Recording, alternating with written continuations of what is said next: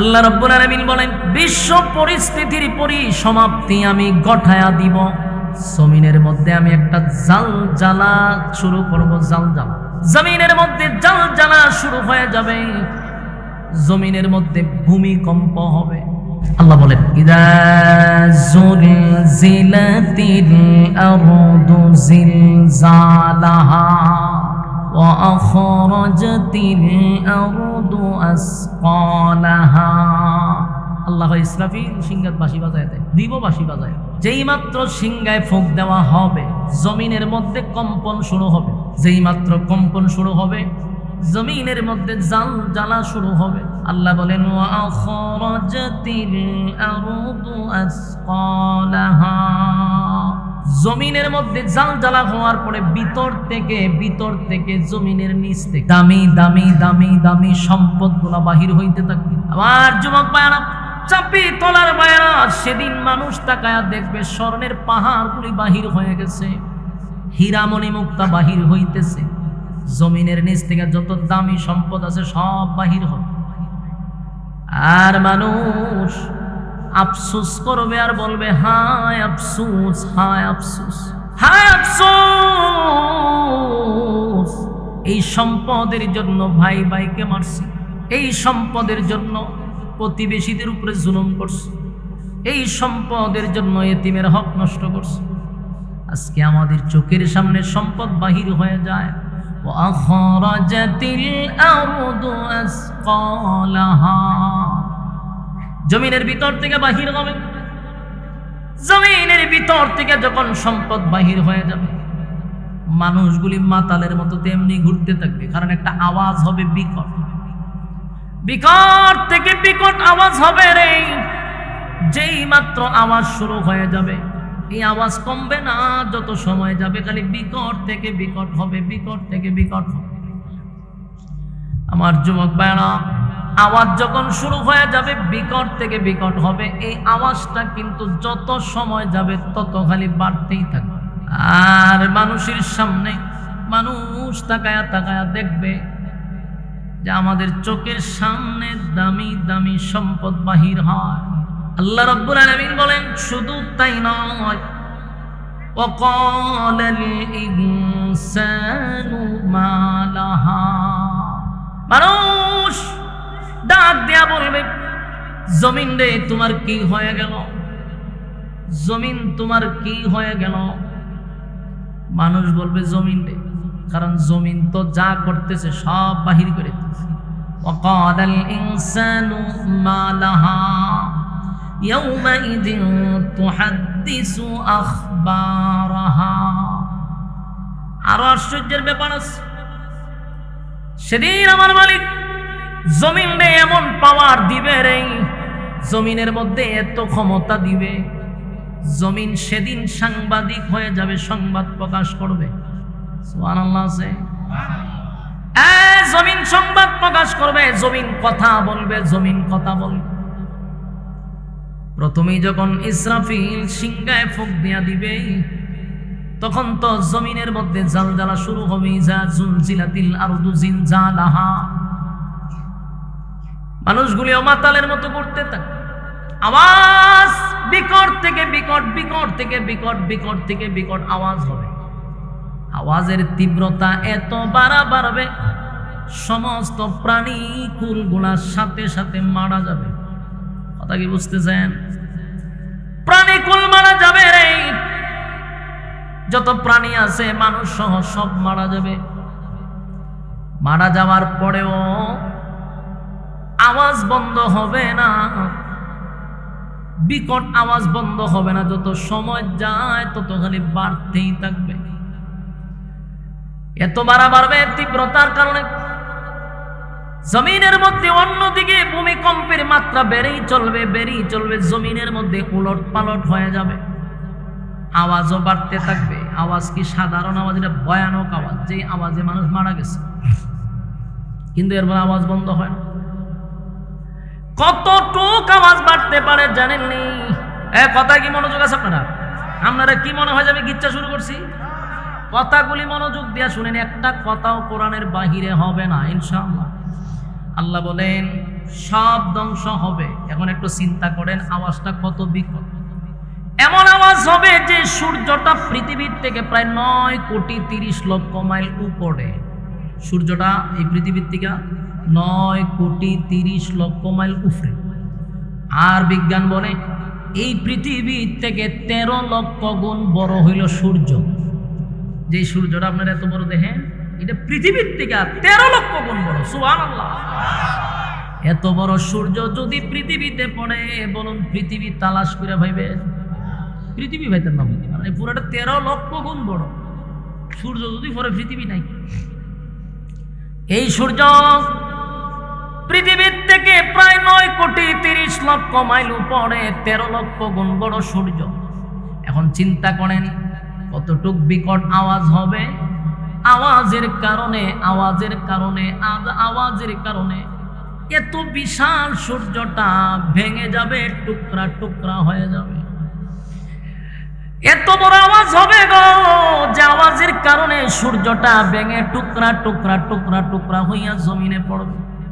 সূর্য যদি এত বড় হয়, চন্দ্র আছে রে, আমরা তারকা দেখি, তারকাগুলি ছোট ছোট ছোট ছোট তারকাগুলি আমরা দেখতে পাই, ছোট ছোট তারকাগুলি আমরা দেখতে পাই।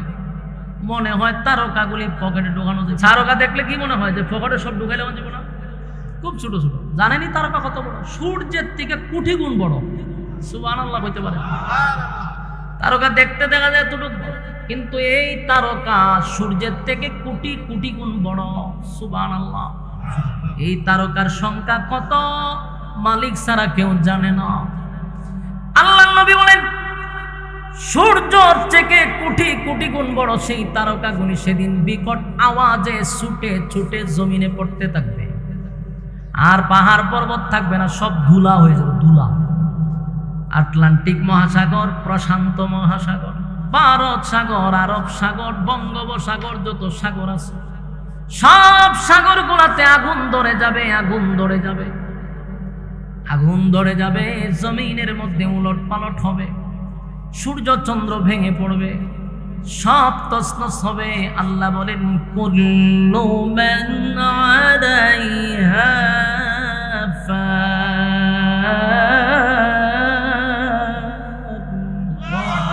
আল্লাহ বলেন সব ধ্বংস করে দিব, কিছুই থাকবে না, কিছুই থাকবে না। যিনি থাকবেন তিনি কে? আল্লাহ বলেন ওয়ায়াবকা ওয়াজহু রাব্বিকা যুল জালালি ওয়াল ইকরাম। এক সব ধ্বংস হয়ে যাবে রে, শুধুমাত্র কেবলমাত্র যিনি আমাদের মালিক তিনি থাকবে। মালাকুল মউত আজরাইলকে বলবে, আরে মালাকুল মউত আজরাইল বল আর কে বাকি আছে? বলে আল্লাহ প্রাণী জগৎ সব ধ্বংস। আল্লাহ এখন আর প্রাণী জগৎ নাই। আল্লাহ কয় আসমানের যত ফেরেশতা আছে তোমরা 4 জন ফেরেশতা বাদে, আর আরশ বহনকারী ফেরেশতা বাদে সব ফেরেশতাদেরকে ধ্বংস করে দাও। সেদিন সমস্ত ফেরেশতাদের সংখ্যা যে কত এটা আল্লাহ ছাড়া কেউ জানে না। এত ফেরেশতাদেরকেও মালাকুল মউত আজরাইল ধ্বংস করে দিবে, আর কেউ নেই। আল্লাহ জিগায় মালাকুল মউত বাকি আছে রে আর কে? বলে আল্লাহ 4 জন ফেরেশতা বাদে, আরশ বহনকারী ফেরেশতা বাদে, আর আপনি আমি ছাড়া আর কেউ নেই। আল্লাহ কয় আমি বলছি কুল্লু মান আলাইহা ফান, সব ধ্বংস। এ মালাকুল মউত আজরাইল আরশ বহনকারী ফেরেশতাদেরকে ধ্বংস করে দাও। এবার আরশ বহনকারী ফেরেশতাদেরকে ধ্বংস করে দিল। আমরা মনে করতাম আল্লাহর আরশটারে ফেরেশতা ধরে রাখছে, সেদিন সমস্ত ফেরেশতাদেরকেও ধ্বংস করে দিবে, কিন্তু আরশ লড়বে না। এবার জিগায় আর কে বাকি আছে? বলে মালিক 4 জন ফেরেশতা আমরা আছি, আর আপনি চিরঞ্জীব। আল্লাহ ভাই আমি বলছি কুল্লু মান আলাইহা ফান, সব ধ্বংস। তুই বাদে বাকি 3 জনের ধ্বংস কর। যিনি ইসরাফিল সিংহায় ফুঁক দিল তিনিও ধ্বংস হয়ে গেল রে। জিবরাইল মিকাইল ধ্বংস হয়ে গেল, বাকি রইল কে? মালাকুল মউত আজরাইল। আল্লাহ কয় এখন কে আছে? বলে আল্লাহ আমি আছি, আর আপনি চিরঞ্জীব।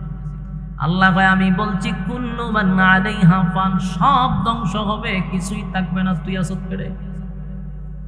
এবার মালাকুল মউত আজরাইল বলবে, আল্লাহ আপনি কি আমারও ধ্বংস করে দিবেন? আল্লাহ বলে, সব ধ্বংস হবে, কিছুই থাকবে না। কুল্লু মান আলাইহা ফান, সব ধ্বংস, তুই থাকতে পারবি না। আজরাইল সেদিন কয়, মালিক কোনোভাবে কি আমারে ছাইরা দেওয়া যায় না? আল্লাহ বলে, আজরাইল একটা চিৎকার মারবে রে, থরথর করে আজরাইল কাঁপতে থাকবে, কারণ সে জানে দুনিয়া সৃষ্টির দিকে নিয়ে এই পর্যন্ত সব তার হাতের মাধ্যমে ধ্বংস হয়েছে। রুহু কবজ করা যে কত কষ্ট জানে রে। সেদিন আজরাইল চিৎকার দিয়া বলবে, মালিক আমি যদি জানতাম আপনি আমারও শেষ করবেন, ঠিকই এত মানুষের রুহু আমি নেই।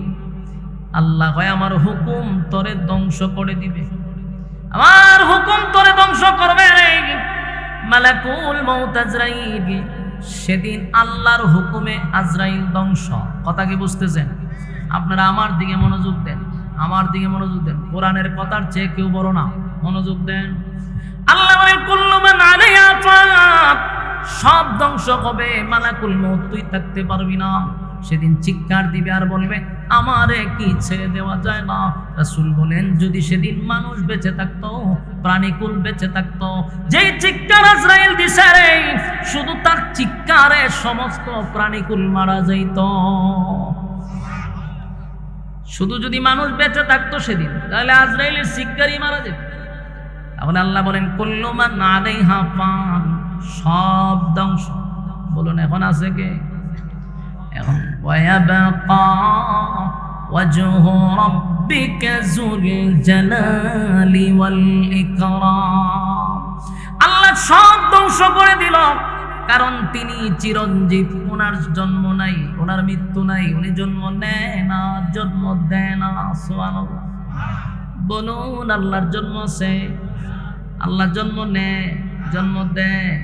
লাম ইয়ালিদ ওয়া লাম ইউলাদ, আমি আল্লাহ কারো কাছ থেকে জন্ম নেই নাই, জন্ম দেই নাই। ওয়া লাম ইয়াকুল লাহু কুফুয়ান আহাদ, আমার সমকক্ষ, আমার সমতুল্য কেউ নাই, কেউ নাই, কেউ নাই। জোরে কোন সুবহান। আল্লাহ রাব্বুল আলামিন সেদিন সব ধ্বংস করে দিল। ইযা যুলজিলাতিল আরদু জিলজালাহা ওয়া আখরাজাতিল আরদু আসকালাহা ওয়া ক্বালাল ইনসানু মা লাহা। জমিনের মধ্যে ভূমিকম্প শুরু হয়ে গেল, আসমান ভেঙে গেল, সূর্য চন্দ্র গ্রহ নক্ষত্র পাহাড় পর্বত সাগর নদী নালা খাল বিল কীট পতঙ্গ যা দেখি না সব ধ্বংস হয়ে গেছে রে। ফেরেশতাকুল শেষ, আরশ বহনকারী ফেরেশতা শেষ, চারজন বিখ্যাত জিবরাইল, মিকাইল, ইসরাফিল, আজরাইল, চারজন ফেরেশতা তারাও শেষ। এখন শুধু রইল আল্লাহ। সব শেষ, কোনো শব্দ নাই, সারা শব্দ নাই। এখন আল্লাহ একা একা কি কয় শুনেন, আল্লাহ একা একা কি বলে? আল্লাহ হয় লিমানিল মুলকুল ইয়াউম। পৃথিবীর রাজা বাদশারা কই? পৃথিবীর রাজা বাদশারা কই রে? আজকে তোদের রাজত্ব দেখতে চাই, তোদের বেড়াগিরি দেখতে চাই। আজকের রাজত্ব কার? কেউ কোনো কথা বলে না, কারণ থাকলে না বলতে। কেউ কথা কয় না রে, সব তো ধ্বংসই হয়ে গেছে, সব শেষ। আল্লাহ কয়, বল আজকে রাজত্ব কার? কেউ কথা কয় না। আল্লাহ ডাক দিব ফেরাউন না রে, এ ফেরাউন, ক্ষমতা দিছিলাম, ক্ষমতা আমি দিছিলাম, আমার দেওয়া ক্ষমতা পাইয়া আমার নাফরমানি করলি, নিজের রব দাবি করলি। এখানে শুধু শেষ নয়, ক্ষমতা পাইয়া ৯০,০০০ নবজাতক শিশুরে ফেরাউন জবাই করছে, নীল নদের পানিটা লাল করছে। মুসা নবী যেন পৃথিবীতে না আসতে পারে, তাকে আল্লাহ মারে কে? আল্লাহ কয় মুসা আসবে, ফেরাউন কয় আসতে পারবে না। ৯০,০০০ শিশু মারল, ফেরাউন মুসা নবীর আটকাইতে পারল না। সুবহানাল্লাহ। আল্লাহ কয় তুই যেই নবীর বিরোধিতা কইরা 90,000 মারলি, সেই নবীরে তোর গর খাওয়াইয়া তোর ফরাইয়া বড় করব। সুবহানাল্লাহ। ফেরাউনের গরম মূসা নবী লালন পালন করছে, আসিয়া নিজের সন্তানের মতো লালন পালন করিয়া রাজার গড়ে মূসা নবীরে আল্লাহ লালন পালন করছে। সেই ফেরাউন ক্ষমতা পাইয়া মূসা নবীর বিরুদ্ধে কথা বলছে, মূসা নবীরে মারার জন্য গেছে। আল্লাহ কয় ফেরাউন কই রে, কত ক্ষমতা তোরে দিছিলাম, 400 বছর সে খালি রাজত্বই চালাইছে। কত বছর? 400 বছর রাজত্ব চালাইল, 40 বছর পর্যন্ত একটা হেসিও দেয় নাই, রোগ টুক তো দূরের কথা। আল্লাহ এত সুস্থ রাখছে। আল্লাহ ক্ষমতা দেয়, দেওয়ার পরে মালিক মাঝে মধ্যে ক্ষমতা দিয়ে পরীক্ষা করে। ক্ষমতা পাইয়া যারা ক্ষমতার অপব্যবহার করে, আল্লাহ কয় বান্দারে চেয়ারে বসাইছি সম্মান দিয়া, এই চেয়ারে সবাই বসতে পারে না, চেয়ারম্যানের চেয়ারে সবাই বসতে পারে না, এমপির চেয়ারে সবাই বসতে পারে না, মন্ত্রীর চেয়ারে সবাই বসতে পারে না, প্রধানমন্ত্রীর চেয়ারে সবাই বসতে পারে না। এটা আল্লাহ বিশেষ মানুষদেরকে মহাব্বত করে বান্দা তোর চেয়ারে বসাইছি, কত সম্মান। এই চেয়ারে বসলে সারা থানার মানুষ তোমারে সেলুট করে, প্রশাসন পর্যন্ত সেলুট করে। এত সম্মান এত মর্যাদা দিলাম, সম্মান পাওয়ার পরে সেজদায় পড়ে তুই শুকরিয়া আদায় করার দরকার ছিল। আল্লাহ পুরা থানার মধ্যে আপনি এত মানুষের মধ্যে আমার এত সম্মান দিলেন, এত ইজ্জত দিলেন। আল্লাহ এই সম্মানের যোগ্য আমি না, আপনি আমার একটা চেয়ারে বসাইছেন। মালিক যে সম্মান আর মর্যাদা দিয়ে আপনি আমারে বসাইলেন, সাবধান গুনার কারণে বেজ্জতি কইরেন না, চেয়ার থেকে জুতা দা ফিরায় লামাইয়েন না। যেইভাবে সম্মান দিছেন শেষ পর্যন্ত ইজ্জতের সাথে জিন্দেগি দান করেন। প্রত্যেকটা নেতার এই দোয়া করার দরকার ছিল তাহাজ্জুদে দাঁড়াইয়া, জাল্লাই এত সম্মান এত সম্মান এত মর্যাদা এত পাওয়ার এত ক্ষমতা, কিন্তু উল্টা হয়ে গেছে। ক্ষমতা পাইয়া এখন ক্ষমতার অপব্যবহার করে। হয় না? একবার চিন্তা কর, যেই মালিক তোরে সম্মান দিল রে, যেই মালিক তোরে চেয়ারে বসাইল, এই মালিক তো জুতা দা ফিরায় লামাই তো পড়ে। কথা হয় না? তোরে সম্মান দিছে, ওয়া তুইজ্জু মান তাশা ওয়া তুযিল্লু মান তাশা ওয়া বিয়াদিকাল খায়র ইন্নাকা আলা কুল্লি শাইইন কাদির। মাঝে মধ্যে দেখি অনেক নেতারা এই আয়াত পড়ে, আমার হাসি উঠে। মাঝে মধ্যে দেখি আয়াত তো ভারী না, এরপর পড়ে, কিন্তু এই আয়াতের অর্থ তো হের জানা দরকার। আল্লাহ কি বলছে যে ইজ্জতের মালিক আমি, আবার বেজ্জতি আমি করি। কথা হয় না? ইজ্জত কখন দেয় বন্দা? যখন তুই ইজ্জত পাস তখন শুকরিয়া আদায় কর, আর না হয় বেজ্জতির ফালা তোর জন্য অপেক্ষা করতেছে। ঠিক না বেটি? আমার যুবক ভাইয়েরা, ফেরাউন ক্ষমতা দিছে রে, কিন্তু ফেরাউন ক্ষমতার অপব্যবহার করছে। আল্লাহ শেষ পরিণতি সুবাইয়া মারছে। কিভাবে মারছে? সুবাইয়া মারছে। ফেরাউনকে আল্লাহ সাইজ করছে। আল্লাহ নমরুদরেও ক্ষমতা দিছে। নমরুদরে এত ক্ষমতা দিছে, গোটা পৃথিবীর বাদশা বানাইছে। আপনি বুঝতেছেন কথা? শুধু কি বাংলাদেশ, গোটা পৃথিবী, আসমানের নিচে যত জায়গা, ফেরাউন নমরুদরে আল্লাহ ক্ষমতা দিছে। এত বিশাল ক্ষমতা দিল নমরুদরে, শুকরিয়া আদায় করার দরকার ছিল, কারণ গোটা পৃথিবীর বাদশা। কিন্তু উল্টা মারছে, ফিকাপ না দিয়া উল্টা ফিকাপ মারছে। ক্ষমতা পাওয়ার পরে সে নিজেই খোদা দাবি করতে লাগলো। শুধু এখানে শেষ নয়, খোদা তো দাবি করছে, এখানে শেষ নয়, মানুষের উপরে জুলুম করা শুরু করলো। ইব্রাহিম খলিলুল্লাহর উপরে কেপসে আগুনে ফলাইছে। শেষে হয় আল্লাহর সাথে বলে যুদ্ধ করব। কি করব? মানুষ একটা সময় ক্ষমতা পাইয়া পরে এটা পাগল হয়ে যায়। ভাদ্র মাসে কুত্তা যাবে পাগল হয়, অনেক নেতাড়ি কুত্তা পাগল হয়ে যাবে। রে ক্ষমতা পাইছে নিউটেলে তা কুত্তা পাগল হইস না, ভ্যাকসিন দিতে হইব তোর। আর কথা বল না দি দইরা 1-2 দিন যাতা দইরা একটা ভ্যাকসিন দিয়া যাবে। বলে কে রে? বলে তুই বেশি লাফাস। এলে তোর ভ্যাকসিন দিয়ে দিলাম, কারণ তোর খামর সহ্য করুন যেত না। এটা বোঝা দরকার যে ক্ষমতা পাইছি না আল্লাহর পক্ষ থেকে। আমি একটু নিউটেলে দেখি, ওরে বাবা রে বাবা, হেরে ধরো হেরে মারো, হেরে ধরো হেরে বড়ো হেরে ধরো, উমাইতা করস কা। কারণ তোর ক্ষমতা দিয়ে আল্লাহ তো পরীক্ষা করতে। জুতার বাড়ি তো তোর কপালের উপরে আছে। তুই যদি নিউটেলে চলস তুলে কিছু সময় শান্তিতে থাকবি, জুতা আছে। ফেরাউন্না গেল সুবাইয়া, নমরুদ দেখ হয় আল্লাহরে মেরে লেবে, এতে তীর লইয়া আসমানে মারছে। তা আল্লাহ ফেরেশতারা কয় বড় সব কইরা মারছে, দে তোরা একটু রক্ত লাগাইয়া দে, তীরের মধ্যে একটু রক্ত লাগাই দে। মাছের রক্ত তীরের মধ্যে লাগাই আবার ফিরাত আছে। এখন এই তীরের মধ্যে রক্ত দিকা হ্যাঁ নাচ শুরু করছে খুশিতে। দেখছ আমি কইছিলাম না ইব্রাহিম আল্লাহরে মেরে লেছি, নাচছে। আল্লাহ হয় ফেরাউনের কপালত দুর্গতি আছে। ফেরাউন শেষে ইব্রাহিম নবীর আগুনে ফেলাই দিছে। 40 দিন পরে আল্লাহ ইব্রাহিম আলাইহিস সালামকে পুনরায় আবার সুস্থ অবস্থায় ফিরাই দিছে। এখন ফেরাউন না ইব্রাহিমের আল্লাহ মরে নাই, ইব্রাহিমের আল্লাহ যে আছে এটা সত্য। এখন আবার বিশ্বাস করছে ইব্রাহিম আলাইহিস সালামের আল্লাহ আছে। তাহলে তো এখন তো কলিমা পড়ার কথা, লাইনে আসার কথা, কিন্তু ওই যে ক্ষমতা। এখন ইব্রাহিম, তোমার আল্লাহ যেহেতু তোমাকে বাঁচাইছে, অবশ্যই তোমার মালিক আছে। তোমার মালিক রে বলো আমার সাথে যেন যুদ্ধ করে, আমি প্রস্তুত। নাউজুবিল্লাহ। আমার যুবক ভাইরা যুদ্ধ করতে চাইলো, সেদিন তার বাহিনী নিয়ে দাঁড়াইছে। আল্লাহ বাহিনী বাড়াইছে, মশা। কি বাহিনী? মশা বাড়াইছে। মশা বাড়ানোর পরে সব বাহিনী রে মিনিটের ভিতরে সব শেষ করে দিছে। মানে মাটিতে হুতায় দিছে। এটা এমন এক মশা ডিল মিশিং এর মতো ঢুকে বাইর, এদিকে একদিকে ঢুকে আরেকদিকে বাইর, যে হান্দার ঢুকে এখান থেকে একবারে ডিল মিশিং এর মতো ঘুরাই বাইর, সব হুতায় দিছে। নমরুদ এই দৃশ্য দিকে সর্বনাশ, এটা কি বাহিনী রে, দৌড়ায় গেছে গড়।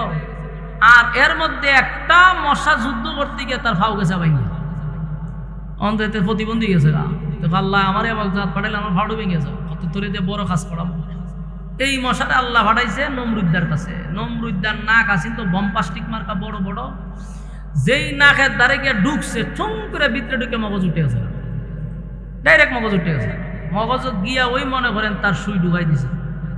যেই মগজে ঢুকাইছে, নমরুদ নিচ থেকে প্রায় কয়েক হাত উপরে লাফায় উঠছে, আবার নিচে লাফে, যা কিছু পায় তা দিয়ে মাথার বাইরে, যেখানে জায়গায় মাথার বাইরে, কোনোভাবেই ব্যথা কমতেছে না, পাগলের মতো হয়ে গেছে। নমরুদ চিৎকার শুরু করছে, যা পায় তা দিয়ে মাথার বাইরে। বাড়িতে এক সময় জুতা পাইছে, জুতা বাড়ি মারছে।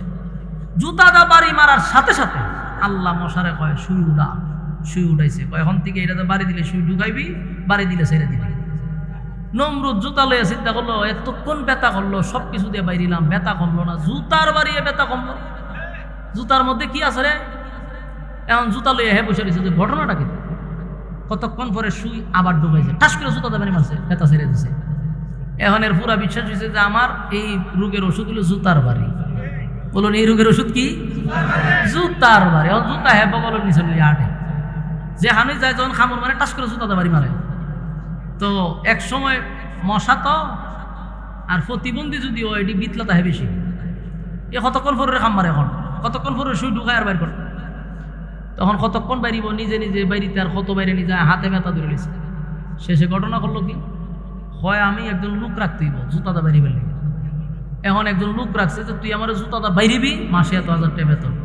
কি চমৎকার সিস্টেম! এটা গল্প না, আমরা বইরে দেখেন, নমরুদের ইতিহাস পড়বেন। জুতাটা বেরিয়েছে। আচ্ছা কম তো দেখি, এরকম সুযোগ পাইলে কি মানছে নেয় না? কথা হয় না দিই। এই যে মনে হয় আবুল্লাহ সরকার একটা আছে না, কোরআন শরীফ আল্লাহ নিয়ে যে ব্যঙ্গ করছে, এরে যদি কয় যে হেরে জুতাটা বাইরিলে 1,000 টাকা দেওয়া হইবে, আমি হইলাম আমার টিয়া লাগতো না, আমি সকাল বিকাল বাইরে, বরং 550 টাকা প্রতিবার দিমো আমি, ঠিক না বেটি? কেন? এটা মুসলমানের আবেগ। ফেরাউন না যখন জুতাটা বাইরিলে টাকা দিবে, একজন ভাই আমি রাজি, এতে চাকরি দিছে। এখন কাম হইলো পিছে দাঁড়াই থাকবো, বেতা ধরলো, ইশারা দিবে, টাস করে বাড়ি মারে। নমরুদ তো গোটা পৃথিবীর বাদশা, বিভিন্ন জায়গার থেকে বিভিন্ন দেশ থেকে মানুষ আসে, তার সাথে কথাবার্তা বলে, তার মন্ত্রিসভার সাথে কথা বলে। যখন দেখে যে হঠাৎ করে তার পিছনে একজন লোকে তারা জুতাটা বাড়ি মারে, অন্যান্য যে বিভিন্ন জায়গার থেকে মানুষ আসছে, এরা সর্বনাশ, এরকম বেজ্জিত একটা লোকের সামনে আমরা আয়া হারইলাম, এর যে কতক্ষণ পরে মারলে জুতাটা বাইরে আয়, না না না, এর সামনে হারইলে মান সম্মান থাকতো না, তার সাথে কিসের চুক্তি আর মুক্তি, এত বেজ্জিত একটা লোক, এর জুতাটা বাইরে। এখন যেই ব্যক্তি চাকরি লইল, এত প্রথম শখে বেরিয়েছে, আনন্দে বেরিয়েছে, কিন্তু একটা সময় বেচারা বিরক্ত হয়ে গেছে। খাইতে পারে না, জুতাতে পারেন লাগে, বাথরুমও যেতে না, জুতাতে পারেন লাগে, ঘুমাইতে না, জুতাতে পারেন লাগে। অনেক এত প্যারা নিব কে? শেষে একদিন হয় না, এখন চাকরি ছেড়ে দিলে তো আমার গর্দান উড়াই দিব, আর চাকরি করলো আমি 2 দিন পরে মরে যাবো, খাওয়ান নাই, ঘুম নাই, তেনে মরতাম যখন তোর লই মরি। একদিন সে জুতা বাদ দিয়া মুগুল লইছে, তো মুড়া মুগুল লয়ে চুপ করে বলিছে, যখন হচ্ছে বাড়ি দে, এর শরীরে যত শক্তি আছে এই শক্তি প্রয়োগ করে এমন বাড়ি মারছে, মাথার 2 ভাগ হয়ে গেছে। শেষ নেই, মশা ছায়া দিয়ে উপরে ছাদ নাই। এখন মশাকারী সব জায়গা থাকতে পারে, এরকম নোংরা জায়গা। মশা কয় আল্লাহ আমি কি আয়াবর আয়াবর নমরুদ্দে শেষ। বলো এটা কি শেষ হয়েছে না জুতাদা বাইরে মারছে? এটার মূল ঘটনা হলো চরম পর্যায়ের বেজ্জতি করে আল্লাহ এই সমস্ত নাফরমানদেরকে দুনিয়াতে বিদায় করে। আপনি ইতিহাস পড়েন, দেখবেন যারাই জুলুম করছে এদের শেষ পরিণতি কিন্তু চরম পর্যায়ের বেজ্জতি। এটা আল্লাহ দুনিয়াতে তার বেজ্জতি করে, পরকালে তো তার বিচার আছে, দুনিয়াতে একটা চরম পর্যায়ের বেজ্জতি করে। দেখেন যতগুলো লোক ছিল, ফেরাউন কোন, আবু জাহেল কোন, বুশ কোন, বুশ তো আমরার যুগে যারা এরা জানে বুশ কেনা, এই বুশ আমেরিকার মানুষের উপরে জুলুম করছে, আল্লাহ সাংবাদিকের জুতা দেওয়ার কপাল মারছে। ঠিক না বেটি? ওয়াং সাং সুচি, এরপরে দাদা, এরপরে আমরা আশু আফা, এরা সবার কিন্তু একই পরিণতি হবে, চরম পর্যায়ের বেজ্জতি। এটা আল্লাহর পক্ষ থেকে নির্ধারণ করা। এই জন্য ক্ষমতা পাইলে তখন আর মাঝে ডাইন বাম দেখে না, তখন নিউট্রালে থাকবেন যে আমার যে এত বড় এক দায়িত্ব আমি পাইলাম, পুরা থানার মধ্যে জেলার মধ্যে এত বড় দায়িত্ব পাইলাম, নিশ্চয়ই আল্লাহ আমার মহব্বত করে দিছে, আর একটা বিশাল এক পরীক্ষায় ফলাইছে। এই মেয়ে একটা মেম্বার হইলে ওয়ার্ডের দায়িত্ব, একটা চেয়ারম্যান হইলে ইউনিয়নের দায়িত্ব, আর একটা এমপি থানার দায়িত্ব, এতগুলা মানুষের দায়িত্ব তোমার হাতে। তুমি এত পাগল হইলে তো চলবে না, তুমি শান্ত থাকতেইব। তুমি তো পাগল হয়ে গেছো, ঘটনা কি? মানুষ এমপি মন্ত্রী হইলে পাগল হয়ে থাকা, আমার যে কিতাব হনে নিজে তারা পরিণাম ভালো হবে না, নিউট্রালে থাকতে হবে। যখন তুমি পুরো থানার দায়িত্বে থাকবে, ওই থানাতে যদি একটা কুকুর না খেয়ে মারা যায়, হাসরের মাঠে এই কুকুর যে না খেয়ে মারা গেছে, এর ড্রাইভার তোমার হাতে। কথা বুঝতেছ? কেন কুকুর মারা গেল না খাইয়া? তুমি না এই থানার অধীনে ছিলাম, দায়িত্ব কিন্তু বাইরে গেছে। আমি আপনি কুত্তা মরলে আমরা দায়িত্ব না, কথা বুঝতেছেন নি? কিন্তু তুমি যখন এমপি হয়ে গেছো, চেয়ারম্যান হয়ে গেছো, তোমার দায়িত্ব এই এরিয়ার ভিতরে, এটা তোমার দায়িত্ব। কেউ অসহায় থাকলে, কেউ না খায়া মরলে আল্লাহর কাঠগড়াতে তোমার জবাব দিতে হবে। তার মানে এমপি হলে ভয় ভিতরে বেশি ঢোকার কথা, যে আমার দায়িত্ব বাড়ছে, আমার এখন প্রচুর দায়িত্ব বাড়ছে, এখন আরো টেনশনে থাকার কথা। কিন্তু দেখা যায় ডাইন বাম দেখে না, কুবা শামসু খালি হয় কুবা, হেরে ধর হেরে মার, কুবাইতে থাক। এই জুলুম আল্লাহ বরদাস্ত করে না। আর যুবক ভাইরা, জুলুম আল্লাহ পছন্দ করে না, ক্ষমতা দিয়ে আল্লাহ পরীক্ষা করে। আল্লাহ সেদিন বলবেন লিমানিল মুলকুল ইয়াউম, এই পৃথিবীর রাজা বাদশারা তোরা কোথায়? কোনো শব্দ নাই। এখন আরেকটা কথা ইয়াদ রাখবেন, প্রথম সিংহায় ফুক দিছে না, দিছে পরে কি হয়েছে? সব ধ্বংস। প্রথম সিংহা দ্বিতীয় সিংহার মাঝখানে একটা গ্যাপ থাকবে, কতদিন? 40 বছর হইতে পারে, 40,000 বছর হইতে পারে, এটার কোনো সিস্টেম নাই, শুধু 40 বলা হয়েছে। আপনারা বিজ্ঞ আলেমদেরকে জিজ্ঞাসা করবেন, এখানে 40 সংখ্যা দিছে, কিন্তু 40,000 বছর হইতে পারে 2 সিংহার মাঝখানে। পরে আল্লাহ আবার ইসরাফিলকে জীবিত করবে, ওঠাও। ইসরাফিলে সর্বপ্রথম দাঁড় করায়, আল্লাহ হবে আবার সিংহে ফুক দে, ওই দ্বিতীয় সিংহে ফুক দিবে। ইসরাফিল আলাইহিস সালাতু ওয়াস সালাম যখন দ্বিতীয় সিংহে ফুক দিবে, তখন প্রত্যেকটা মানুষের ভিতরে রূহু আসবে। প্রথম সিংহায় ফুক দেওয়ার কারণে সব শেষ, দ্বিতীয় সিংহায় ফুক দিলে রূহু আসবে। এক চাপি তোলার বাইরে কথাগুলি দিলের কান লাগায় শুনেন। প্রথম সিংহায় ফুক দেওয়ার পরে বিশ্ব পরিস্থিতির পরিসমাপ্তি ঘটে গেছে, কুল্লু মান আলাইহা ফান, সব ধ্বংস হয়ে গেছে। কিন্তু দ্বিতীয় সিংহায় যখন ফুক দিবে রে, তখন প্রত্যেকটা মানুষের ভিতরে রূহু আসবে। মানুষগুলা কাদা মাটির নিচ থেকে দাঁড়াবে। আপনারে যেখানে কবর দেওয়া হয়েছে, চাপিতলার মানুষকে কবর দিছে কি হবিগঞ্জ না চাপিতলা? চাপিতলার মানুষকে যেখানে কবর দেওয়া হয়েছে, ঠিক ওই জায়গার থেকে মানুষটা হাসরের মাঠে দাঁড়াবে, মানে চাপিতলার থেকে দাঁড়াবে। এই গোটা পৃথিবীটাকে আল্লাহ হাসরের মাঠ বানাবে। তবে এখনকার পৃথিবী আর তখনকার পৃথিবীর মধ্যে উল্লেখযোগ্য বেশ কম থাকবে। তখন পৃথিবীটা থাকবে সমতল, একেবারে সমান। এটা কি আসলে হবিগঞ্জ ছিল না সাবিতলা ছিল বোঝার ক্ষমতা, এখন সমানে সমান, কোনো বিল্ডিং নেই, বাড়িঘর নেই, সব সমান।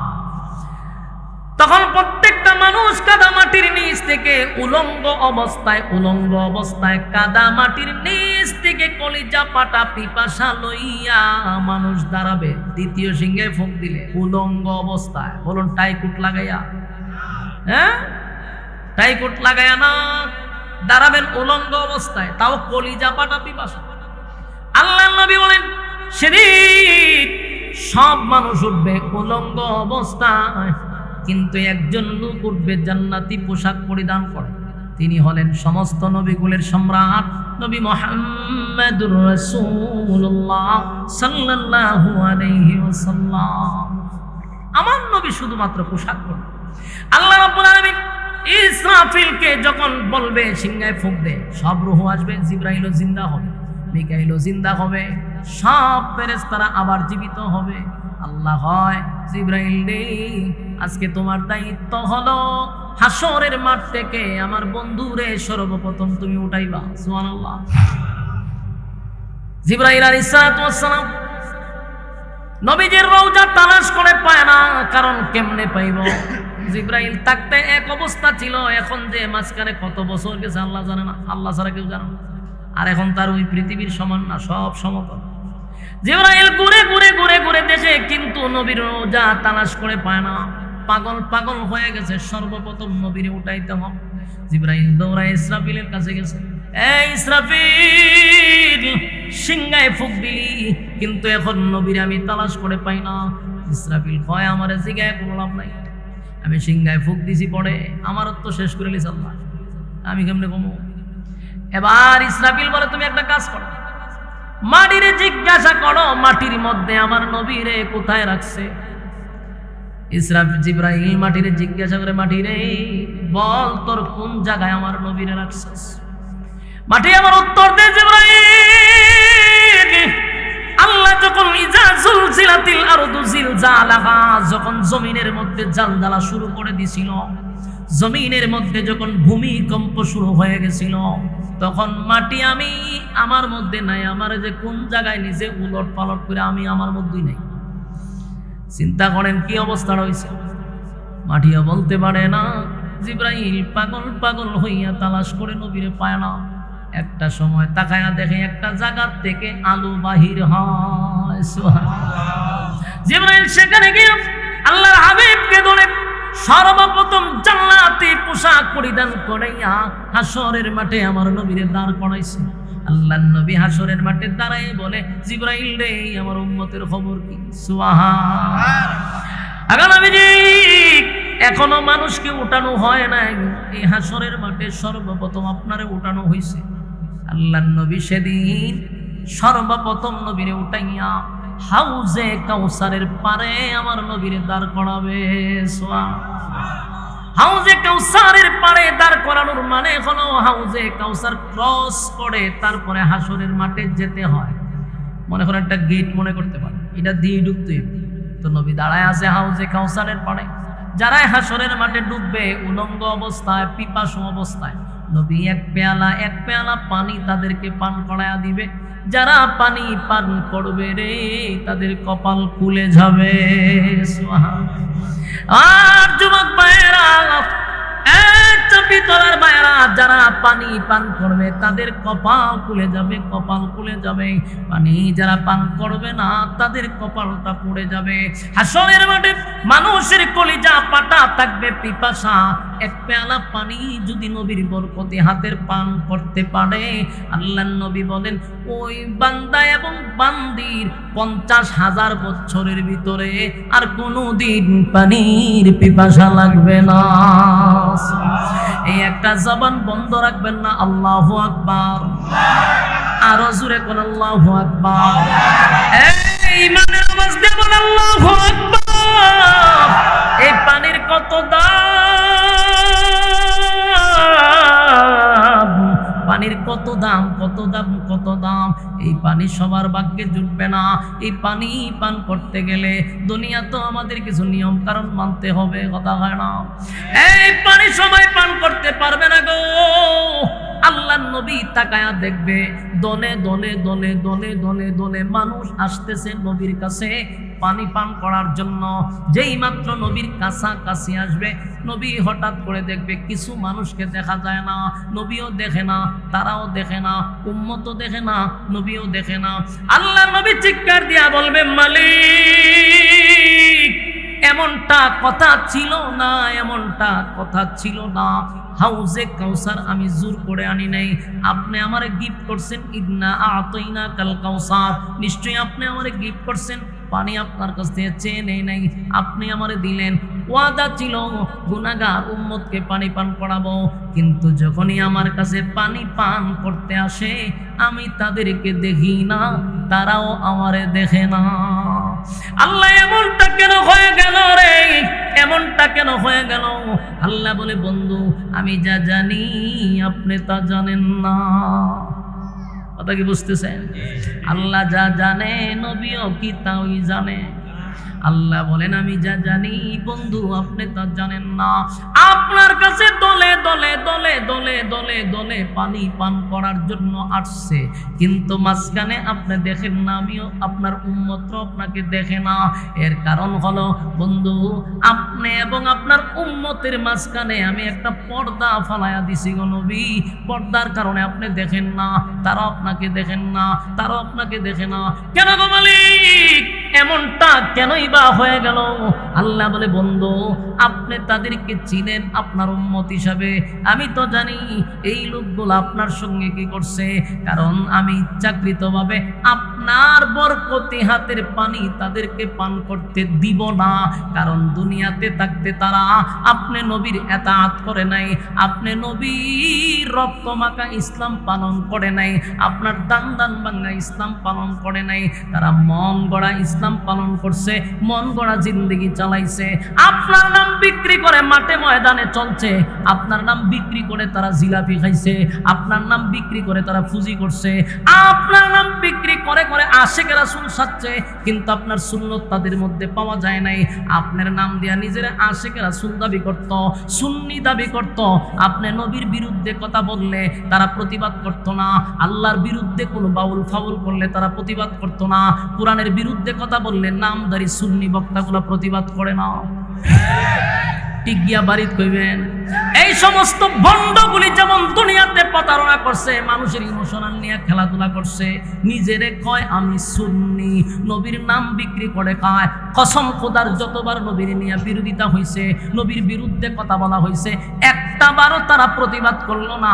আল্লাহর গালি দিলেও প্রতিবাদ করে না, উল্টা বাউলের ফক্ক নিয়ে লাইভে এসে কথা কয়।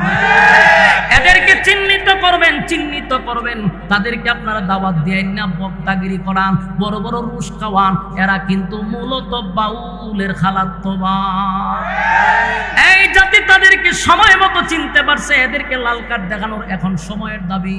এরা হলো বাউলের ছোট ভাই, এরা বাউলদের বিরুদ্ধে কথা বলে না, বাউলের পক্ষে কথা বলে। যুবক ভাইয়েরা, চাপি তোলার ভাইয়েরা, আল্লাহ তার বন্ধুরে বলে, বন্ধু এরা দুনিয়াতে আপনার নাম বিক্রি কইরা খাইছে গো, এরা আপনার নামের সাইনবোর্ড লাগায়া চলছে, কিন্তু বন্ধু প্রকৃতপক্ষে আপনার এতাআত করে নাই, আপনার অনুসরণ করে নাই, অনুকরণ করে নাই, এমনকি আপনার সুন্নাহ অনুযায়ী জীবন যাপন করে নাই। এরা জীবন চালাইছে বাপ দাদার ইতিহাস নিয়া। এরা এদের কতগুলা বন্ড ফির আছে, এদের তরিকা অনুযায়ী জীবন যাপন করছে। আপনি নবীর সুন্নাহ মানে নাই, আল্লাহর কোরআন মানে নাই, আমি আল্লাহ তাদেরকে আপনার বরকতি হাতের পানি পান করতে দিব না। চাবি তোলার ভাইয়েরা, মনে কষ্ট পাইতে পারেন, আমি যেটা হক সেটাই বলছি, শুধু আপনার এখানে বলি নাই, সারা বাংলাদেশে আমি এই বিষয়গুলা তুলে ধরার চেষ্টা করি। কারণ মানুষ ঘুমন্ত মানুষকে জাগ্রত করাই হলো আমাদের কাজ। আমার কথা হলো, আপনারা উলামায়ে কেরামদের এদেরকে সম্মান করেন, মহব্বত করেন কিসের জন্য? পরকালের শান্তির জন্য। যে এদেরকে যদি মহব্বত করি কোনো না কোনো কারণে আল্লাহ আমাদেরকে মহব্বত করবে। কিন্তু যারা নবীর নাম বিক্রি করে খায়, ইসলামটারে বিক্রি করে খায়, এদের সাথে আমাদের কোনো সম্পর্ক নাই। ঠিক কিনা বলেন? আল্লাহ বলেন তাই আমি তাদের সামনে পর্দা ফালাইয়া দিছি। তখন নবীর মনে অনেক কষ্ট লাগবে। আল্লাহর নবী বলবেন সুহকান সুহকান লিমান গায়্যারা বাদি, দূর হয়ে যা, দূর হয়ে যা, এমন উম্মতের আমার দরকার নাই। আমার যুবক ভাইয়েরা, বালিশের সঙ্গে মাথা লাগাইয়া একটু চিন্তা করেন, হাসরের মাঠে যদি আমার নবী বলে তোদের সঙ্গে আমার কোনো সম্পর্ক নাই, এবার বলুন তো দেখি কে রে আপনার মামলা লড়বে, কে আপনারা জামিন দিবে? হাসরের মাঠে কেউ কারো হবে না, নবী ছাড়া উপায় নাই। ঠিক না? নবী ছাড়া উপায় নাই। একমাত্র সুপারিশের কোনো মালিকানা যদি কেউ পায় আমার নবী পাবে। নবী ছাড়া কেউ সুপারিশ করার সাহসও পাবে না। সেদিন নবী যদি বলে দূর হয়ে যা, দূর হয়ে যা, এমন উম্মতের দরকার নাই, আফসোস, তাহলে উপায় থাকবে না। আল্লাহ কোরআনে বলেন ইয়াউমা ইয়াফিরুল মারউ মিন আখিহি ওয়া উম্মিহি ওয়া আবি ওয়া সাহিবাতিহি ওয়া বানি। আর যুবক ভাইয়েরা, কিয়ামতের কঠিন ময়দানে মা তার সন্তানের পরিচয় দেয় না, বাবা সন্তানের পরিচয় দেয় না, কেউ কারো পরিচয় দিবে না। কঠিন মুহূর্তটা ভয়ঙ্কর অবস্থা হবে। সেদিন নবী ছাড়া আমাদের উপায় থাকবে না। কথা কি বুঝতেছে? এবার যুবক ভাইরা কথাগুলি মনোযোগ দিয়ে শুনেন। নিয়ে আসেন আপনাদের লোক নিয়ে আসেন, পরবর্তী বক্তা নিয়ে আসেন। এবার কথাগুলি মনোযোগ দিয়ে শুনেন। বলুন সেদিন কি কেউ কারো উপকারে আসবে? কথা হয় না, কেউ কারো উপকারে আসবে না। তাহলে এখন চিন্তা করেন, হাসরের মাঠে যখন মানুষ যাবে সেদিন কেউ কারো হবেও না, কেউ কারো পরিচয়ও দিবে না। আল্লাহ বলেন সেদিন আমি জমিনে এমন ক্ষমতা দিব, জমিন সেদিন কথা বলতে থাকবে। সুবহান আল্লাহ বলবেন وقال الانسان ما لها, মানুষ বলবে হায় হায় জমিন তোমার কি হয়ে গেল? এরপর আল্লাহ বলেন ইয়াউমা ইদিন তুহাদ্দিসু আখবারাহা, সেদিন আমি জমিনকে কথা বলার সাহস দিব, জমিনকে কথা বলার সুযোগ করে দিব। বিআন্না রাব্বাকা আওহা লাহা, এমনি এমনি কথা বলবে না, জমিনকে কথা বলার আমি ক্ষমতা দিব। সুবহান লিল্লাহি তাকবীর। আপনাদের পরিচিত এতক্ষণ যার অপেক্ষায় আপনারা মৌমাছির মতো বসা আমার বন্ধু মানুষ আব্দুল কাইয়ুম মিয়াজি সাহেব আপনাদের মধ্যে চলে আসছে। মারহাবা বলেন। একটা চেয়ার দেন, ওনাকে একটু বসার জন্য। কথা বলে শেষ করি, 1 মিনিট মনোযোগ দেন। ওয়াকালাল ইনসানু মা লাহা, কথাগুলি বুঝছেন? মানুষ জমিনের অবস্থা দেখা জমিন বলবে ওয়াকালাল ইনসানু মা লাহা, জমিন তোমার কি হইল? আল্লাহ বলেন ইয়াউমা ইযিন তুহাদ্দিসু আখবারাহা, জমিনকে সাংবাদিক বানায়া দিব। আমার যুবক ভাইরা, জমিন কথা বলবে সেদিন, জমিন কথা বলবে, আপনার জবান বন্ধ হয়ে যাবে, হাত কথা বলবে, পা কথা বলবে, এমনকি জমিন আপনি আমার বিরুদ্ধে সাক্ষী দিবে। মানুষ বলবে কি হয়ে গেল রে? জমিন এমনি এমনি কথা বলে না। বিআন্না রাব্বাকা আওহা লাহা, তোমার রব জমিনকে কথা বলার সুযোগ করে দিয়েছে। ইয়াউমাইযিন ইয়াসদুরুন নাসু আশতাতান লিউরাউ আমালাহুম, এবং প্রত্যেকের কৃতকর্ম সেদিন তুলে ধরা হবে। কেউ কারো কাছ থেকে বাঁচতে পারবেন না। যাররা পরিমাণ যদিও হয়, ফামাইয়া আমাল মিসকালা যাররাতিন খায়রান ইয়ারা, অল্প আমলও যদি হয় সেটাও তোলা হবে, আর যদি অল্প গুনাহও হয় সেটাও সেদিন প্রকাশ করা হবে। মোট কথা তোমার সামনে দৃশ্যমান, বাঁচার সুযোগ আছে। কথা হয় না? উকিল আছে, ব্যারিস্টার আছে। সেদিন আল্লাহ হবে ইনসাফের বিচারক। কিসের বিচারক? ইনসাফওয়ালা বিচারক। বেইনসাফি কোনো বিচার মালিক করবে না, ইনসাফের বিচার করবে রে। দুনিয়ায় যত বেইনসাফি বিচারক এখন আছে সবগুলা বেইনসাফি সেদিন ধরা পড়বে। কথা কয় না দি? আপনার গ্রামের সাই সর্দার আসেনি যারা বিচার করে, এটার কি দেখো মাতব্বর, সর্দার মাতব্বর যাই বলেন, এই গ্রাম থেকে শুরু হয়। দুর্নীতি গ্রাম থেকে শুরু হয়। সর্দারও দেখবেন বিচার করতে গেলে এমনি এমনি বিচার করে না, পকেটে আগের দিন ঢুকাইতে হয়। ঠিক নেই? নাইলে তাইলে একদিনের বিচার 15 দিন নিয়ে যায়। বিচার একদিনে শেষ করুন যায়, হয় না? আজকে তো না, বিচার আগামী দিন। এই করতে করতে 15 দিন। গরিব বিচার পায় না, টাকাওয়ালাদের বিচার আছে, গরিবের বিচার নাই। আল্লাহ হয় ইনসাফওয়ালা বিচারক, আমি বেইনসাফি বিচারক ধরা পড়ি। বলুন সূরার নাম কি? সূরা জিলজাল। এর বাংলা অর্থ ভূমিকম্পের সূরা। তাহলে আল্লাহ একটা সূরা নাজিল করছে, যে সূরাটার নামই হলো ভূমিকম্প। সূরার নাম ভূমিকম্প। পৃথিবীতে এখন ভূমিকম্প হচ্ছে, কিন্তু এই ভূমিকম্পকে কেন্দ্র করে আল্লাহ সূরার নামকরণ করে নাই। এখন যেগুলা ভূমিকম্প হচ্ছে, এটা বড় ভূমিকম্পের আলামত। শুধু জাস্ট আল্লাহ ইশারা দিচ্ছে যে বড় একটা ভূমিকম্প হবে। এখন কিন্তু বাংলাদেশে ভূমিকম্প হইতেছে, গোটা বিশ্বেই হয়। সামান্য সামান্য একটু লাড়া দেয়, আমরা মনে করি এটাই ভূমিকম্প, কিন্তু আল্লাহ এই ভূমিকম্পের জন্য এই সূরার নামকরণ করে নাই। ভূমিকম্প একটা বড় ধরনের হবে, আর এখন যেগুলা হচ্ছে এইগুলা ওই ভূমিকম্পের আলামত। কিয়ামতের আগে ছোট ছোট অসংখ্য ভূমিকম্প হবে, যেই ভূমিকম্পতে লক্ষ লক্ষ মানুষ মারা যাবে।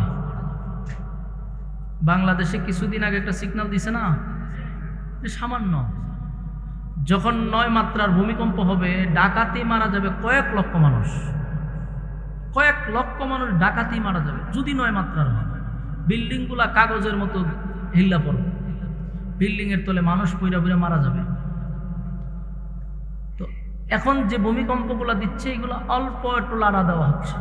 আর এই ছোট ছোট ভূমিকম্প কেন হয়?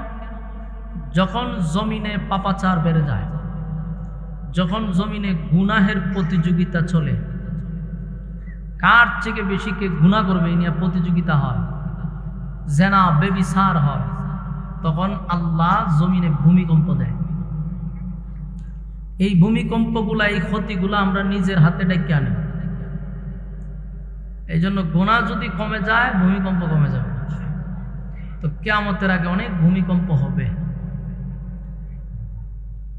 যেটাকে আমরা বড় ভূমিকম্পটাকে বলি কিয়ামত। কিয়ামত কিন্তু 2 প্রকার, একটা হলো কিয়ামতে সুগরা, একটা হলো কিয়ামতে কুবরা।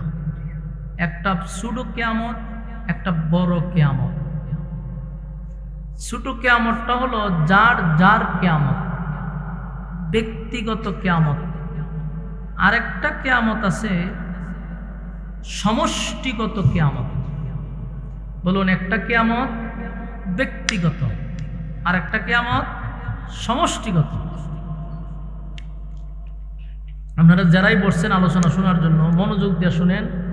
আমি একটা বিষয়ের উপরে আলোচনা করতেছি। বিষয় ছাড়া কোনো আলোচনা শূন্যও লাভ নাই। কেন লাভ নাই? এখানে কতক্ষণ, ওখানে কতক্ষণ, এখানে কতক্ষণ, তো আপনি বুঝলেন কি কোন সাবজেক্টের উপরে? এগুলার আলোচনার কোনো গুছালো হয় না। একটা সাবজেক্টের উপরে আলোচনা শুনেন, বাড়িতে আলোচনাটা নিয়ে যেতে পারবেন, তাহলে আপনার মাথায় আলোচনাটা ঘুরবে। এখন এখানে কতক্ষণ দিলাম, ওখানে কতক্ষণ, শেষ করলাম গিয়ে কক্সবাজার। এই আলোচনার কোনো মানে আছে? এই জন্য আর আলোচনা শোনার সময় ভূমিকাটা মনোযোগ দিবেন, তাহলে আপনি বুঝতে পারবেন যে সাবজেক্টটা কোন দিকে যাইতেছে। এই জন্য কয়েক মিনিট, 10 মিনিট সময় ভূমিকাটা মনোযোগ দিয়ে শুনলে সাবজেক্ট বুঝতে সুবিধা হবে।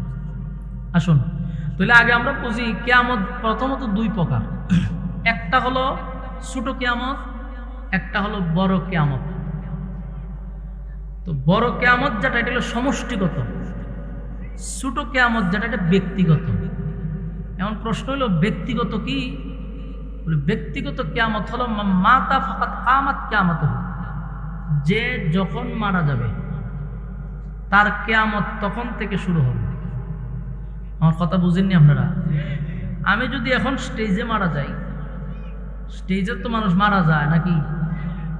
কিছুদিন আগে একটা ভিডিও দেখছেন, আফসোস, ভয় লাগে। ওয়াজ করতেছে উনি, বক্তা মানুষ ওয়াজ করতেছে, এই ওয়াজ করতে করতেই উনি মারা গেছে। তাহলে 1 সেকেন্ডের যে কোনো ভরসা নাই, এটা তো আমরা বুঝতে পারছি, ঠিক না? দেরিতে হইলে বুঝছি, সেকেন্ডের কোনো ভরসা নাই। বক্তা উনি ওয়াজ করতেছে, জানে যে আজকে জীবনের শেষ কথা, স্টেজে ওয়াজ করতে করতে ওয়াজ করে গেছে, মারা গেছে। দুনিয়া ক্ষণস্থায়ী, এটা চিরস্থায়ী না। আর এক সেকেন্ডেরও কোনো ভরসা নাই, এটাই বাস্তব। কোনো ভরসা নেই।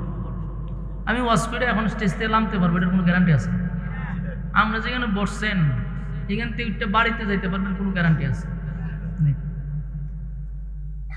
কারণ এখন হঠাৎ মানুষ স্টক করে, ব্লক করে, জিগাইলে কিভাবে কয় স্টক করছে, আসলে কিন্তু স্টক মক কিছু না, হায়াত শেষ।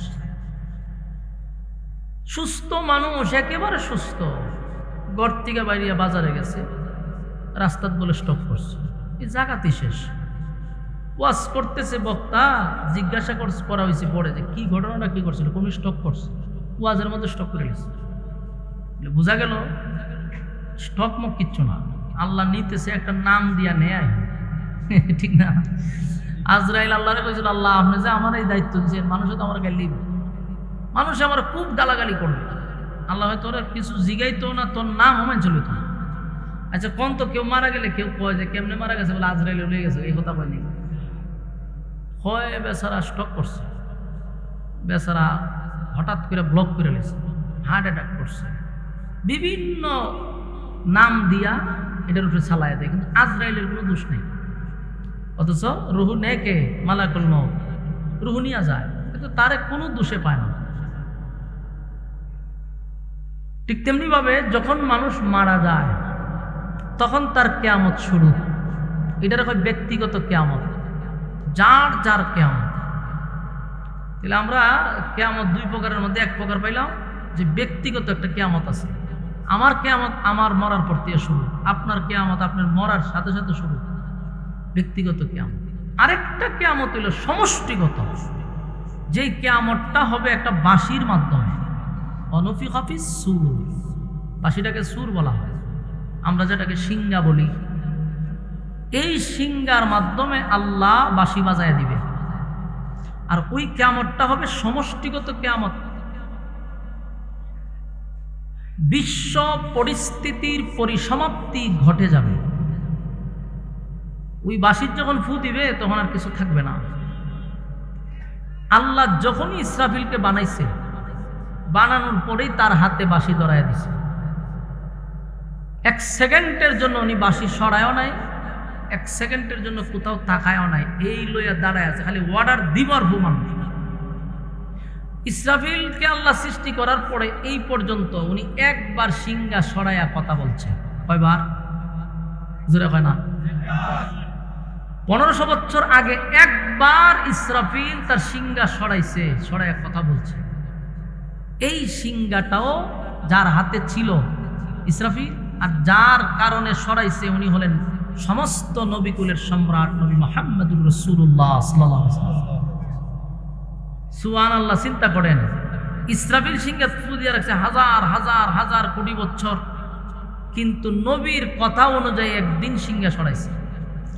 আল্লাহ যখন তার বন্ধুরে ইনভাইট করছে 7 আসমানের উপরে, বন্ধুরে বন্ধু ইনভাইট করে নিছে, তো যতটা আসমানে উঠছে প্রত্যেকটা আসমানে এক একজন ফেরেশতার সাথে আল্লাহ রাসূলের কথা হইছে, দেখা হইছে, সবার সাথে সালাম বিনিময় হইছে, কথাবার্তা হইছে। ইসরাফিলের অফিসে যাওয়ার পরে ওনারে সালাম দিচ্ছে রাসূল 3 বার, উনি উত্তর দেয় না। আল্লাহর পয়গম্বর, আল্লাহর পরে যার সম্মান আর মর্যাদা, সেই নবী সালাম দিল 3 বার, ইসরাফিল উত্তর দেয় না। আল্লাহ রাসূলের এটা মাইন্ডে লাগার কথা। সব ফেরেশতারা সালামের উত্তর দিল, এই বেচারা আমার ভাই চায়ও না, তাকায়ও না, উত্তরও দেয় না। রাসূল বুঝতে পারছে কেন সে উত্তর দেয় না। আল্লাহ রাসূল তখন বলে, ইসরাফিল তুমি আমার সালামের উত্তর কেন দেও না আমি বুঝতে পারছি। তুমি যেটা ভাবতেছো এটা কখনো হবে না। তুমি মনে করছো যে আমি আমার সালামের উত্তর দিতে গিয়া যদি আল্লাহর হুকুমের কোনো ব্যাঘাত ঘটে, মনে করো রাসূলের সালামের উত্তর দিতে গিয়ে আল্লাহ বলে যে ফু মারো, এই ফু মারতে দেরি হয়ে গেল গা, এই কারণে উনি রাসূলের সালামের উত্তর দেন। আল্লাহ রাসূল বললেন যে তুমি যেটা ভাবতেছো এটা হবে না, কারণ আমি এমনে এমনে আসি নাই, আল্লাহ আমার দাওয়াত দিয়ে এখানে আনছে। আপনারা লাগাতে সুবহানাল্লাহ আসেনি? থাকলে কইবেন রেখে দিয়েছেন কে? না মেয়াজি লেগে রেখে দিছে?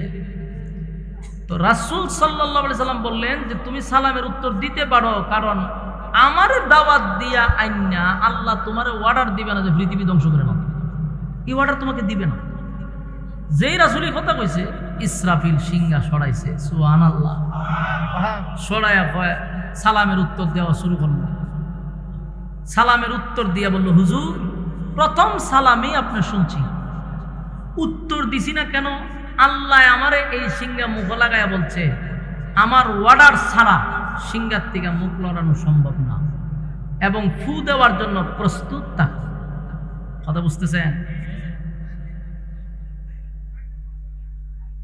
সম্মানিত সুধী, আপনারা বাহিরে যারা আছেন ভাই সাহেব কথা কইন না। আপনারা ভলান্টিয়ার যারা আছেন এই জায়গাটা একটু ক্লিয়ার করেন, কেউ যেন এখানে দাঁড়ায় কথা না বলতে পারে। ভালো লাগলে আপনারা বৃত্তে ঢুকবেন, কিন্তু এখানে খারিয়া কথা বলবেন, এটা তো হয় না। নিজে ওয়াজ না শুনলে অসুবিধা না, আরেকজন তো শুনতে দিতেই বল। আচ্ছা, এখন বুঝছেন নি ইসরাফিলে কখন সিংহা সরাইছে? রাসূল সাল্লাল্লাহু আলাইহি সাল্লাম বলছেন তুমি সরাইতে পারো, বাধা আসবে না। ইসরাফিল সিংহা সরাইয়া রাসূলের সালামের উত্তর দিছে। হুজুর বেয়াদবি মাফ করবেন, আল্লাহর পক্ষ থেকে অর্ডার, সিংহা লাগাইছি তো লাগাইছি, আর কোনো ডাইন বাম নাই, কিন্তু আপনি যেহেতু বলছেন সিংহা সরাইছি। তো রাসূল বলেন সিংহা যে লাগায় রাখছে ইসরাফিল যে কত বড়, এটা ভাষায় প্রকাশ করার মতন। আল্লাহ রাসূল বলছে কত বড়, আসমান থেকে জমিন পর্যন্ত তার যদি খালি বডিটা ওই হয়, তাহলে মাথা কত বড়। মাথা যদি এত বড় হয় যে সিংহা লইয়া রাখছে, এটা কত বড়। সুবহানাল্লাহ। ইসরাফিল আলাইহিস সালাতু ওয়াস সালাম সিংহা নিয়ে রাখছে, খালি ফুয়ের অপেক্ষা। তা আল্লাহ বলেন বিশ্ব পরিস্থিতির পরিসমাপ্তি আমি একদিন ঘটায়া দিব। যেদিন আমি ঘটায়া দিব, কুল্লু মান আলাইহা ফান, সব ধ্বংস করে দিব, কোনো কিছু থাকবে না। ওয়ায়াবকা ওয়াজহু রাব্বিকা যুল জালালি ওয়াল ইকরাম, একমাত্র আল্লাহ ছাড়া সব ধ্বংস। কথা বুঝতেছেন? তো কখন ধ্বংস করবে? এই জমিনে যখন পাপাচার শুরু হবে। এই জমিনে আল্লাহ রাখছে শুধু আল্লাহ বলনেওয়ালাদের জন্য। আল্লাহ জমিন টিকায় রাখছে আল্লাহ বলনেওয়ালাদের জন্য। যেই সময় জমিনে আল্লাহ বলনেওয়ালা থাকবে না, জমিন আল্লাহ রাখবে না। এটাই আল্লাহর সিদ্ধান্ত। পাপাচার বেড়ে যাবে, গুনাহ বেড়ে যাবে, গুনাহের প্রতিযোগিতা চলবে। বর্তমানে কি গুনার প্রতিযোগিতা চলেনি মনে করে? কুত্তা বিলার রক্তের দাম থাকবে, মানুষের রক্তের দাম থাকবে না। বাস্তব না বাস্তব? দেখেন না, কুত্তা মেরা লিছে 7টা না 8টা মারছে, এটা জঘন্যতম অপরাধ করছে, মহিলার শাস্তি দেওয়া অবশ্যই জরুরি। কিন্তু আমাদের দেশে তাৎক্ষণিক কুত্তা মারার মামলায় গ্রেপ্তার করা হয়, কোনো মিনিট লাগে না, সাথে সাথে গ্রেপ্তার। কুত্তা মেরে লিছে, অপরাধ ধরে লিছে, দূরে জেল করে দিছে। কিন্তু এই দেশের কত মানুষকে জায়গায় রাস্তায় গুলি ঘুরে মারতেছে, কত মানুষকে মারতেছে, মানুষ গুম হচ্ছে, মারতেছে, প্রকাশ্যে মার্কেটে গুলি করতেছে। দর্শন তো সেঞ্চুরি। এমনকি দেখেন ঘরের ভিতরে ঢুকিয়া বুয়া সাজ্জা ঘরের ভিতরে ঢুকছে, কাজের মহিলা সাজ্জা ঘরের ভিতরে ঢুকছে, ঢুকিয়া মা মেয়েরে হত্যা কইরা আবার স্কুল ড্রেস কইরা করতে পারি গেছে। বাংলাদেশে কি পরিমাণ খুন খারাপি, বিভিন্ন জায়গায় মারামারি হানাহানি হচ্ছে, এগুলা সহজে কিন্তু ধইরা মামলা দেয় না, তো তাড়াতাড়ি হয় না। কিন্তু কুত্তা মেরে সেটার মামলা হইতেই সব সাংবাদিকরা বোঝা যায় কুত্তা লইয়া হন এরা ব্যস্ত। সাংবাদিকরা কুত্তা লইয়া ব্যস্ত। এই হলুদ সাংবাদিকরা কুত্তা নিয়ে নিউজ যেই পরিমাণ করছে, মানুষ যে মারতেছে রাস্তাঘাটে, মানুষ যে হেনস্থা হচ্ছে, প্রতিদিন দর্শন হচ্ছে, এটা নিয়ে এত লেখালেখি করে না, কুত্তা লইয়া যে লেখালেখি করছে। ঠিক না বেটি? এইগুলো আমাদের দেশের পরিস্থিতি। তা আল্লাহর রাসূল আগে বলে গেছে যে কুত্তার রক্তের দাম থাকবে, মানুষের রক্তের দাম থাকবে না। আজকে সমাজে মানুষের রক্তের দাম নাই, মানুষ মাইরা ফেলায় দেয়, বিচারই হয় না। আল্লাহ কয় যখন পাপাচার বেড়ে যাবে, জানা বেবিচার বেড়ে যাবে, তখনই আমি ইসরাফিলকে বলবো বাঁশি বাজায়া দে। ওই আল্লাহ কোরআনে 99 নম্বর সূরা, সূরা জিলজাল, যে সূরাটার নামই হলো ভূমিকম্পের সূরা। আল্লাহ আমাদের এই কথাগুলির উপরে বলনেওয়ালা, শুননেওয়ালা উভয়কে সহি আমল করার তৌফিক দান করুক, আমিন। সম্মানিত সুধী, আপনাদের সামনে সুরের সম্রাট হয়েছে, বাউরে বা যে কণ্ঠ আল্লাহ তারা দিছে, বাঁশিটা সাধারণ কোনো কণ্ঠ না, এটা আল্লাহ প্রদত্ত এক জিনিস বাইরে দিছে। তেলাওয়াত সুন্দর, তারপরে সর্বদিক দিয়া কোরআন তেলাওয়াত শুনলে তো পাগল। আল্লাহ দিছে, আপনারা বইয়ে শুনেন খালি। এখন আমি আপনাদের কাছে বিদায় নিতে হচ্ছে। আরেকটা কথা, ভুল বুঝাবুঝি করবেন না, টাইম কিন্তু এটি দেওয়া হয়েছে। বাদ এসা বইলা দিছিলাম 9টার ভিতরে বয়ান শেষ করতে হবে, যেহেতু আমি একটু দেরি করে আসছি একটু বাড়াইয়া দিছি। কিন্তু আপনারা যদি খালি এখানে লিখতেন বাদ এসা, আমার মনে হয় শ্রোতা আরেকটু থাকতো। আপনারা আমার টাইমটা উল্লেখ করেন নাই। এখন আশরাফি কখন বসবে, মিয়াজি কখন বসবে, এটা তো কোনো টাইম টেবিল। এরপরও মহব্বত নিয়ে আপনারা বসছেন, আমি ফলো করছি, একটা মানুষও লড়েন নাই যতক্ষণ বয়ান করছি। অবশ্যই মহব্বতের খাতিরে বসছেন। আল্লাহ আপনাদের ইজ্জত এবং সম্মান দুনিয়া আখেরাতে বাড়ায় দেন, আমিন। বিসমিল্লাহির রহমানির রহিম। ইযা زلزلت الأرض زلزالها وأخرجت الأرض أثقالها وقال الإنسان ما لها يومئذ تحدث أخبارها بأن ربك أوحى لها يومئذ يصدر الناس أشتاتا ليروا أعمالهم فمن يعمل مثقال ذرة خيرا يره ومن يعمل مثقال ذرة شرا يره صدق الله العظيم. দুরূদ শরীফ পড়েন। اللهم صل على محمد وعلى آل محمد كما صليت على إبراهيم وعلى آل إبراهيم إنك حميد مجيد. اللهم بارك على محمد وعلى آل محمد كما باركت على إبراهيم وعلى آل إبراهيم إنك حميد مجيد. এই মুরব্বীরা এই যে বইসে ফুলা মানে দিচ্ছেন, আমার এত বিরক্ত লাগে। যদি আমার কাছে লাড়ি থাকতো তো ফাতলা সিংলা দিয়ে খালি হাত পাও বাড়ি না বলে ওয়াজ হুন বিনয় নাই, সেটা কথা কয় চিল্লা চিল্লি করে। ওয়াজের মনোযোগ নষ্ট হয় না। একটা মানুষজন কথা বলে আর একটা মানুষজন যে কাউন্টার দিত, ওনার কথা মনোযোগ দেয় না। আমি কি কই পরে আমি আড়াইলে এক দিয়ানে কথা বলতে দেন, নাহলে সিংলা আসেনি একবারে ফাতলা সিংলা, এটি লিয়া কারণ ফাত ফাত ফাত ফাত করে মারবেন। শয়তান গারো আয়া বল শয়তান ভয়, তোর ভালো লাগে না তুই বাড়ি যা, ডিস্টার্ব করে ফেল। কথা কই না, আল্লাহর রাস্তায় কথা কই না, মনোযোগ দিয়া শুনেন, কাজে লাগবে। বলুন কিয়ামত হইব নি? এই পৃথিবী কি থাকবো সব সময়? এই পৃথিবী থাকবে না, পৃথিবী ধ্বংস হবে, এটা নিশ্চিত 100%। আর এমনি তো পৃথিবীটা বুড়ো হয়ে গেছে, আমরা শেষ জামানায় আসছি, পৃথিবী অলরেডি বৃদ্ধ হয়ে গেছে, হাজার হাজার কোটি বছর হয়তো পৃথিবীর হয়ে গেছে। ইদা যুলজিলাতিল আরদু জিলজালাহা মেরা দিল তলব রাহা হ্যায়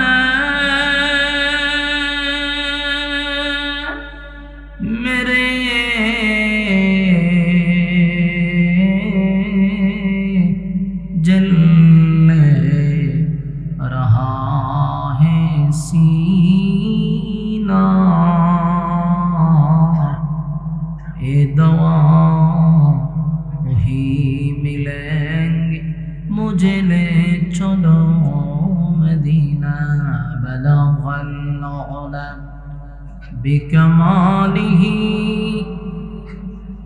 এই ভাই ভলিউম একটু কমাইয়া রিভার্ব দিয়া কমান, সাউন্ড একদম স্পষ্ট।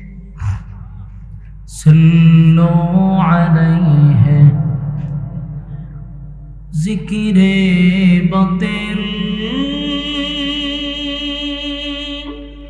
खो हटा दे दिल से रब, जिक्र में तेरे लगा दे रोज शाब ला इलाहा इल्लल्लाह ला इलाहा इल्लल्लाह ला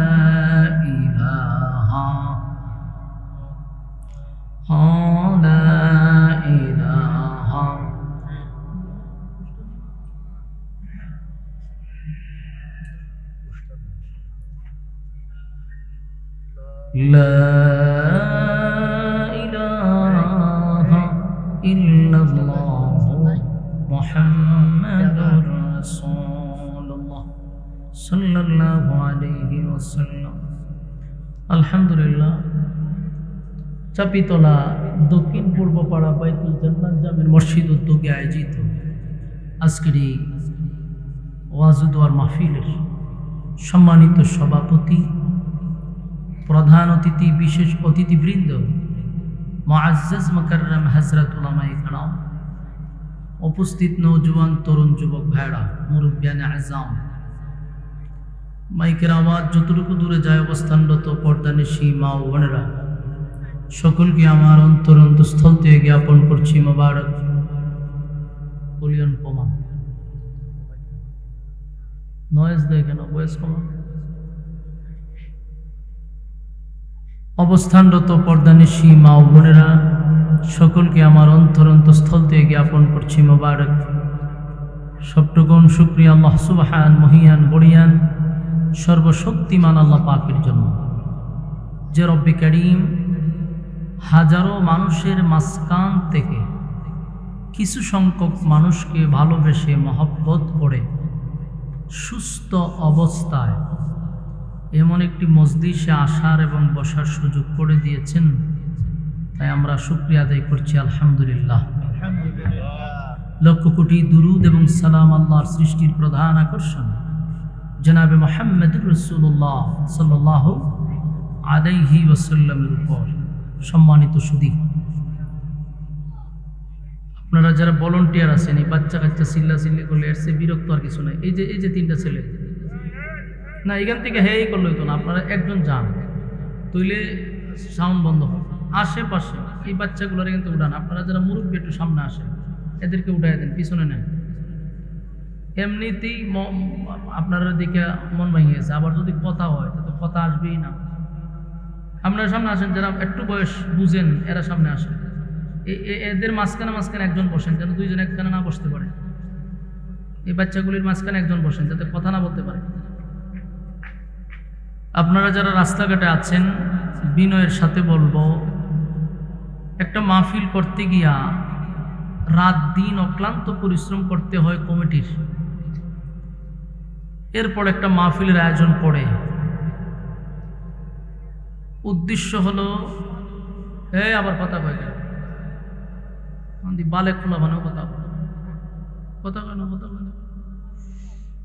একটা মাহফিল এলাকাবাসীর জন্য করা হয়।